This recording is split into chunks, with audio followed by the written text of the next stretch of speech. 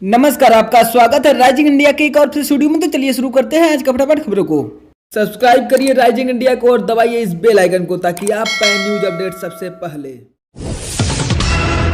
देश के कई हिस्सों में जमकर बारिश होने वाली है, जिसमें बिहार, झारखंड, उत्तर प्रदेश, पश्चिम बंगाल और सिक्किम भी शामिल है। दक्षिणी तमिलनाडु, केरल, आंतरिक कर्नाटक, जम्मू कश्मीर, लद्दाख, हिमाचल प्रदेश और उत्तराखंड में हल्की से मध्यम बारिश कुछ जगहों पर हो सकती है। वहीं अगर बात करें पूर्वोत्तर भारत की, तो यहां पर कई स्थानों पर हल्की से मध्यम बारिश हो सकती है। बाकी देश के हिस्सों में मौसम शुष्क बना रहेगा। देश में कोरोना अपडेट के तहत आपको बता दें कि अब तक कुल संक्रमितों की संख्या 48,000 को पार कर गई है, जबकि मरने वालों की संख्या 1600 को पार कर गई है और इनमें से ठीक होने वालों की संख्या 13,000 को पार कर गई है।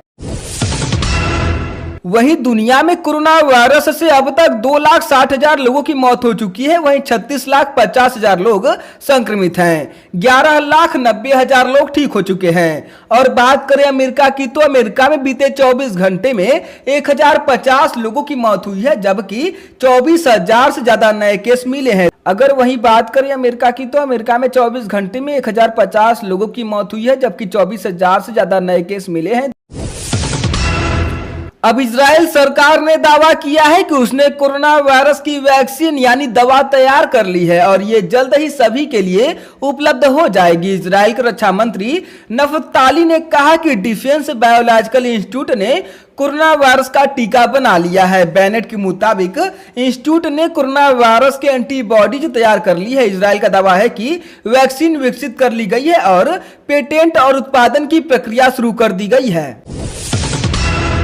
अगर आपको कोरोना की जांच करानी है तो आपको कहीं भी जाने की जरूरत नहीं है, क्योंकि आरोग्य सेतु ऐप निर्माता, नीति आयोग, प्रधानमंत्री के वैज्ञानिक सलाहकार ने एक नई पहल शुरू करते हुए आरोग्य सेतु मित्र वेबसाइट को लॉन्च किया है। आरोग्य सेतु मित्र को लॉन्च करने के पीछे मुख्य उद्देश्य लोगों को घरों से बाहर निकले बिना सभी आवश्यक स्वास्थ्य सेवाएं प्रदान करना है। कोविड-19 की लड़ाई में केंद्र सरकार ने इस पोर्टल को पब्लिक प्राइवेट पार्टनरशिप के तहत लॉन्च किया है और ये पार्टनर कंपनियां आम लोगों के घरों तक जांच के लिए जरूरी सैंपल और दवाएं उपलब्ध कराएंगी।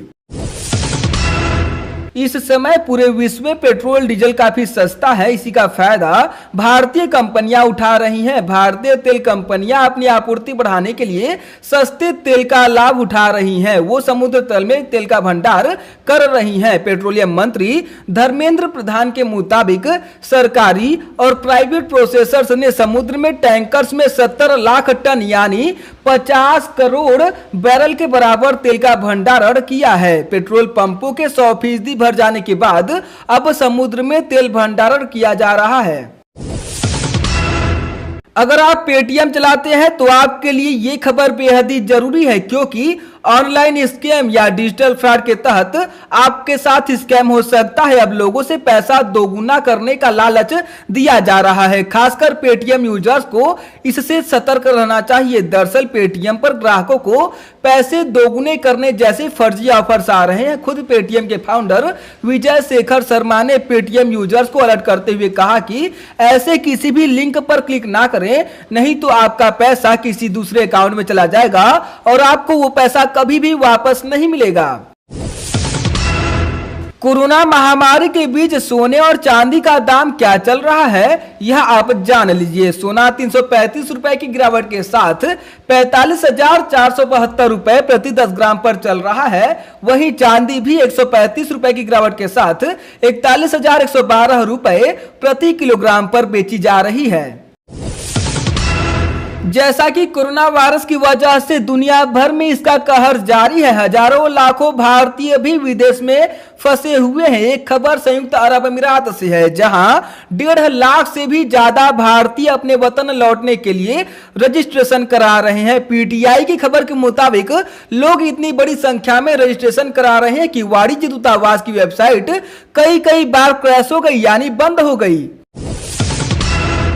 शराब पीने वालों के लिए एक बड़ी खुशखबरी, क्योंकि अब आपको शराब लेने के लिए दुकान पर जाने की जरूरत ही नहीं है, क्योंकि छत्तीसगढ़ सरकार ने शराब की होम डिलीवरी यानी घर पहुंचाने की सेवा शुरू करने का फैसला किया है। इसके लिए प्लेसमेंट एजेंसियां डिलीवरी बॉय की नियुक्ति कर रही हैं। साथ ही अब पंजाब में भी होम डिलीवरी को मंजूरी मिल गई है। सूत्रों से मिली जानकारी के मुताबिक पंजाब कर्फ्यू में ढील देने के दौरान सुबह 9 से दोपहर 1 बजे तक जो दुकानें खोलने की परमिशन है उसमें शराब की दुकानों को भी खोले जाने की परमिशन दी जाएगी और उसके बाद शाम 6 बजे के बाद होम डिलीवरी हो सकती है। इसके बाद अन्य राज्यों से भी इसकी मांग उठने लगी है। माना जा रहा है कि अन्य राज्य भी इस पर फैसला ले सकते हैं।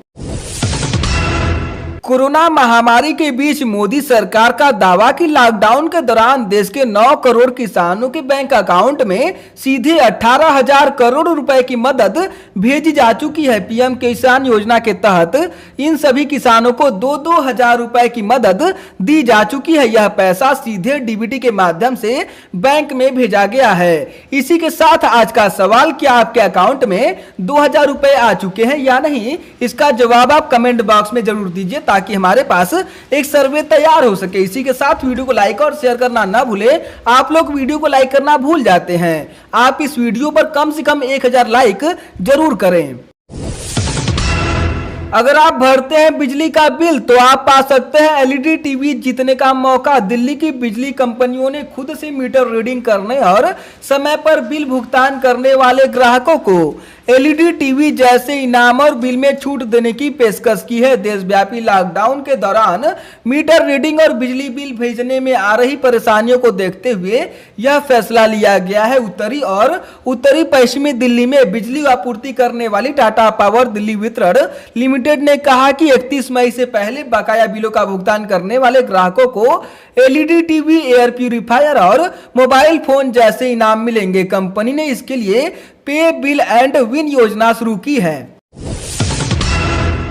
सरकार ने कहा कि अब जन औषधि केंद्र से आप व्हाट्सएप और ईमेल के जरिए दवा मंगा सकते हैं। रसायन और उर्वरक मंत्रालय ने एक बयान में कहा कि इस समय देश के 726 जिलों में 6300 से अधिक प्रधानमंत्री भारतीय जन औषधि केंद्र कार्य कर रहे हैं। एक तरफ जहां देश की सबसे बड़ी वाहन निर्माता कंपनियां मारुति सुजुकी से लेकर MG motor, Hyundai Motors, Mahindra और हीरो मोटर्स ने एक भी कार या बाइक नहीं बेची है, लेकिन इसी दौरान घरेलू लॉकडाउन के दौरान कंपनी महिंद्रा एंड महिंद्रा ने ऐलान किया कि वह लॉकडाउन के दौरान अप्रैल महीने में कुल 4,772 ट्रैक्टर बेचने में कामयाब रही। अमेजन और फ्लिपकार्ट को टक्कर देने के लिए आने वाला है e commerce company Bharti market. देश के खुदरा कारोबारियों के संगठन Confederation of All India Traders यानी CAIT का e commerce platform Bharti market अगले 1 माह के भीतर लॉन्च हो जाएगा। CAIT के महासचिव प्रवीण ने बताया कि इस पोर्टल को लेकर काम बहुत तेजी से चल रहा है और विक्रेताओं का रजिस्ट्रेशन शुरू हो चुका है। संगठन ने पिछले सप्ताह पोर्टल के नाम का खुलासा किया था। डिस्ट्रीब्यूटर्स, थोक विक्रेताओं, ब्रांच रिटेलर से लेकर छोटे व्यापारी तक भारती मार्केट के जरिए सामानों की बिक्री के लिए रजिस्ट्रेशन करा सकते हैं। भारती मार्केट अभी ग्रोसरी की ऑनलाइन बिक्री के साथ शुरुआत करेगी और बाद में अन्य श्रेणी के सामान को भी प्लेटफॉर्म पर लिस्ट किया जाएगा। नोबेल से सम्मानित इकोनॉमिस्ट डॉक्टर अभिजीत बनर्जी ने कहा कि कर्ज की ईएमआई सिर्फ टालने से कोई फायदा नहीं होने वाला। उन्होंने कहा कि कुछ समय के लिए ईएमआई पूरी तरह से माफ होनी चाहिए और इसका भुगतान सरकार को करना चाहिए। देश का चर्चित भगोड़ा कारोबारी विजय माल्या भारत प्रत्यर्पण के आदेश के खिलाफ ब्रिटिश सुप्रीम कोर्ट में याचिका दायर करने की इजाजत मांगी है। पिछले महीने विजय माल्या ने प्रत्यर्पण के खिलाफ याचिका लंदन के हाई कोर्ट में मांगी थी, जो कि खारिज कर दी गई थी। आपको बता दें कि विजय माल्या पर भारत में धोखाधड़ी और मनी लॉन्ड्रिंग से संबंधित केस दर्ज है।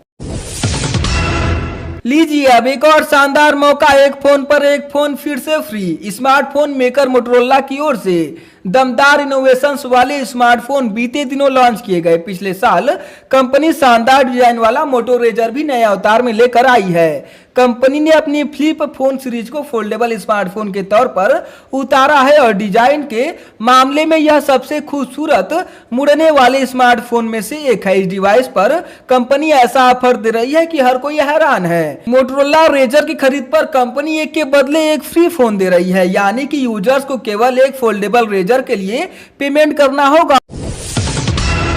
देश में कोरोना के जांच के लिए एक और मशीन तैयार। भारतीय वैज्ञानिकों ने कोरोना संक्रमित मरीज की जांच करने वाली ई-कोवसेंस नामक इलेक्ट्रोकेमिकल सेंसिंग डिवाइस तैयार की है।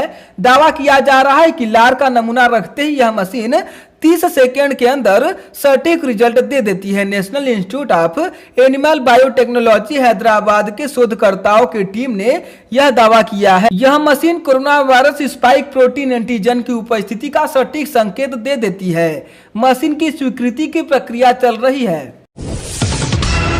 उत्तर प्रदेश के सीएम योगी आदित्यनाथ का दावा कि अभी तक 6 लाख से ज्यादा मजदूरों को प्रदेश में वापस लाया जा चुका है। उन्होंने बताया कि प्रदेश सरकार ने दूसरे प्रदेशों से तकरीबन 6.5 लाख मजदूरों को वापस लाकर उनके उपचार का इंतजाम किया है।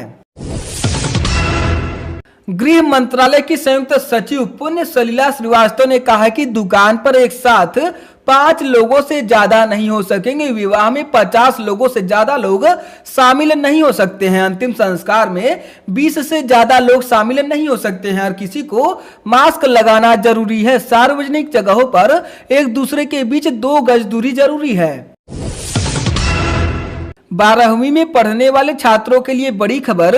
मध्य प्रदेश की शिवराज सिंह चौहान सरकार ने छात्रों को बड़ी राहत देने का ऐलान किया है। इस योजना में कहा गया है कि ऐसे 5000 बच्चे जो कि 12वीं में सबसे ज्यादा नंबर लाएंगे, उनमें से सभी को 30,000 रुपए अलग से दिए जाएंगे।